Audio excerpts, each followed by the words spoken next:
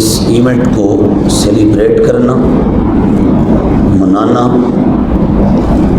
محافل کرنا، مجالس کرنا، پروگرامز کرنا، میلاد شریف کے عنوان سے مختلف تقاریب کا اہتمام کرنا، فنکشنز کا ارینج کرنا، حضور کی ولادت کی خوشی منانا، مبارکبادیاں دینا اور حضور کا میلاد پڑھنا، سننا اور نبی پاک علیہ السلام کے ولادت کے اس اہم موقع پر مساجد کو سجانا، گھروں کو سجانا، گلیوں کو سجانا، بازاروں کو سجانا، اور یہ سارا کچھ جو ہے یہ قرآن و سنت کے مطابق ہے۔ اس کو قرآن، حدیث، صحابہ، اہل بیت اور تابعین، تابعین، ائمہ مجتہدین، محدثین، مفسرین، علماء، صوفیہ، 1400 سال میں پوری امت یہ کرتی آئی ہے اور ساری امت کا یہی عقیدہ ہے،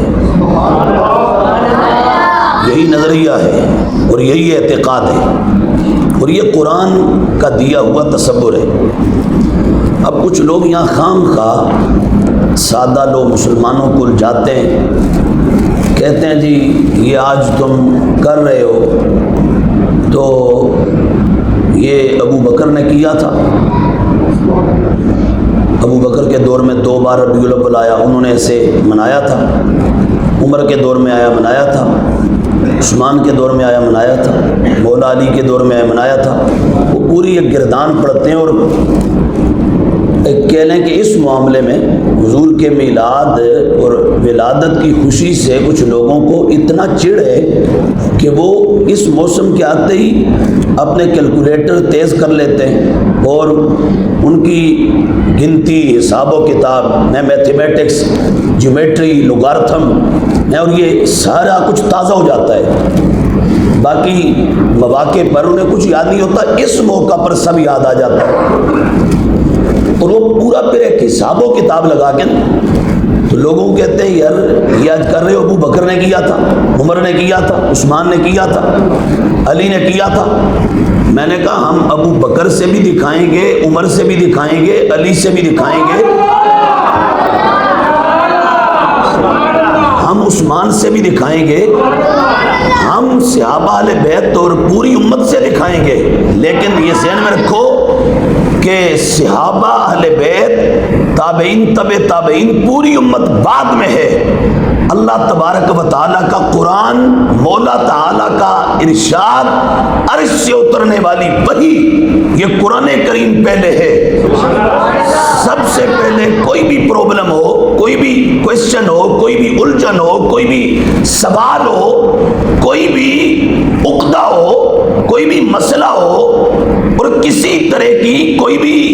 ٹینشن ہو، اضطراب ہو، بے چینی ہو، آپ کا کوئی بھی سوال ہے اس کو آپ قرآن پر پیش کریں، آپ قرآن کے سامنے لے آئیں۔ اگر تو قرآن آپ کے اس کویسچن کو، اس مسئلے کو آن کر دیتا ہے، جائز قرار دے دیتا ہے، تو آپ اس کو بلا شک و شبے، بلا کسی تردد کے، بغیر کسی تردد کے، بغیر کسی ڈاؤٹ کے آپ دھڑلے سے کر گزریں۔ اور اگر قرآن کسی کام کو ریجیکٹ کر دیتا ہے، آف کر دیتا ہے، رد کر دیتا ہے، ناجائز قرار دے دیتا ہے، آپ اس کام کو چھوڑ دیں۔ فیصلہ سب سے پہلے قرآن سے کروائیں۔ قرآن کیا کہتا ہے؟ دنیا کا، دین کا کوئی بھی مسئلہ ہے آپ کا، کوئی بھی سوال ہے آپ کا، کوئی بھی پرابلم ہے آپ کا، آپ کوئی بھی مسئلہ اس کا حل چاہتے ہیں تو اس کے حل کے لیے قرآن کے پاس آئیں، قرآن سے پوچھیں، قرآن بتائے گا۔ اگر جائز ہوا تو وہ بھی آ جائے گا، ناجائز ہوا وہ بھی آ جائے گا۔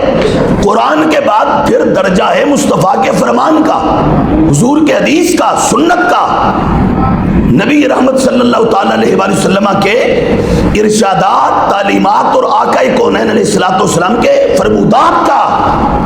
اور پھر اس کے بعد جا کے درجہ آتا ہے اصحاب پیغمبر کا۔ تو عام لوگوں کو صحابہ کرام کا یہ بھی صرف ایک اس کو بنایا ہوا ہے دہشت، دھونس بنایا ہوا ہے، ایک دھونس کے طور پہ، ایک پریشر کے طور پہ یہ سارے سوال بنائے جاتے ہیں۔ عام لوگوں کا چونکہ انہیں پتہ ہے کہ علم ان کو ہوتا نہیں، اور اہل سنت آج یہ تو صرف رہ گئے نا ٹپ ٹپیوں تک ہیں، اور گویوں تک، اور ایکٹرز تک، اور ایکروبیٹس تک، کلاؤنز اور جوکرز تک۔ سٹیجوں پر تو انہوں نے بانڈوں کو بٹھا دیے، مسخروں کو بٹھا دیے۔ یہاں داڑھی منڈے لوگ کلین شیو، داڑھی منڈا، مچھا شیو، یہاں حالت دیکھو اس کی تو ایسے لگتا ہے کہ ہجڑوں کے بازار کا کوئی چیمپئن ہے۔ اور ایسے لوگوں کو باقاعدہ حضور کے میلاد کی مجالس محافل کے اندر بطور خطیب کے مدعو کیا جاتا ہے،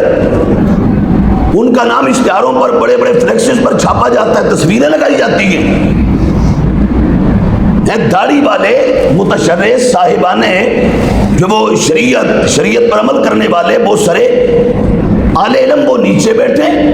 اور وہ داڑھی منڈا اوپر چڑھ کے بیٹھ کے باقاعدہ یہاں پر ڈراموں والے کچھ فلمی ایکٹرز ان کو اب بلایا جاتا ہے اسٹیجوں پر، تقریریں ان کی کروائی جاتی ہیں، جنہوں نے ساری عمر گزار دی فلم میں، ڈرامہ میں، جنہوں نے ساری عمر بھانڈ پن کیا، ساری عمر مسخرہ پن کیا، جنہوں نے ساری عمر کفریات بکے بولے سنے، جنہوں نے امت مسلمہ کی اخلاقیات کو تباہ کیا، شرم و حیا کو تباہ کیا، امت مسلمہ کی نوجوان نسل کے شرم و حیا پر ڈاکے ڈالے، اس امت کے اندر ادب کا، احترام کا کلچر جنہوں نے زمین بوس کیا، تہہ خاک کیا، انہوں نے کیا بتانا ہے دین کیا ہے، ایمان کیا ہے، قرآن کی تعلیمات کیا ہے، حدیث کی تعلیمات کیا ہے، دین کے جو وہ اصول کیا ہیں، فروع کیا ہیں، دین کی تشریحات اور تعبیرات کیا ہیں، ایسے لوگوں کو ممبروں پر بٹھا دیے، وہ کس طرح دین سمجھائیں گے؟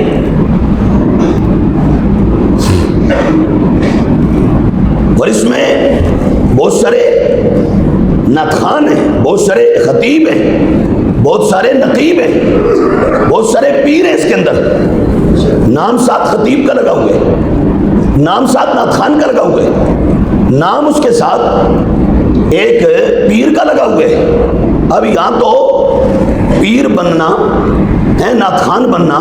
یا خطیب بننا، یہ سارے کام اب یہ تو بڑے آسان ہو چکے ہیں،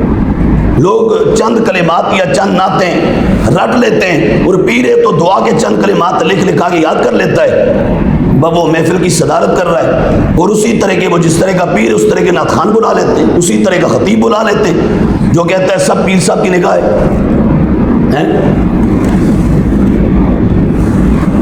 یہ لوگ ممبروں پر بیٹھے ہیں اس وقت، اور ابھی دیکھ لینا آپ سارا ربیع الاول دیکھنا، آپ کو اس طرح کے لوگ اسٹیجوں پر ملیں گے۔ اس بندے کو حضور کے ممبر پر، اسٹیج پر بٹھانا جائز ہی نہیں جو بندہ شریعت کا پابند نہیں، جو شریعت کا مذاق اڑائے۔ سیدی اعلیٰ سے پوچھا، ایسا شخص کہ جو داڑھی منڈا ہو، جس کی داڑھی شرع کے مطابق نہ ہو، اس سے نعت سننا، نعت پڑھانا جائز ہے؟ فرمایا نہیں، ایسا بندہ تو فاسق و فاجر ہے، اس کو ممبر پر بٹھانے میں تو اس کی عزت ہے، اور شریعت کہہ رہی ہے اس کی عزت نہیں کرنی، جو شریعت کا قانون توڑ رہا ہے اس کی بے عزتی کرنی ہے، اس کی تو توہین کا حکم ہے، اور آپ اس کو آنر دے رہے ہیں، عزت دے رہے ہیں۔ شریعت کہتی ہے انسلٹ کرو، آپ رسپیکٹ کرتے ہیں، تو آپ شریعت سے ٹکر لینا چاہتے ہیں۔ یہ میں مسئلہ شرعی بتا رہا ہوں، ہر وہ بندہ جو شریعت کا پابند نہیں، ہر وہ شخص،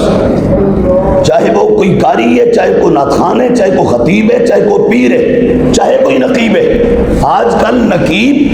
90% نہیں 95%، نعتخوان، نقیب، قاری، پیر اتنی داڑھیوں والے ہیں، اتنی جو ابھی تازہ داڑھی کٹوا کے بدبخت کمینہ آ رہا ہے، تازہ شیو کروا کے آ رہا ہے، وہ جو بدبخت نماز نہیں پڑھتا، وہ مدینے کے تاجدار کی محبت اور عشق تمہیں کیا بتائے گا؟ محبت تاجدار کائنات تو یہ ہے کہ میرے آقا و مولا نے کہا نماز میری آنکھوں کی ٹھنڈک ہے، ٹھنڈک۔ تو جو بندہ نماز نہ پڑھے، کا غدار ہو، شریعت کا قانون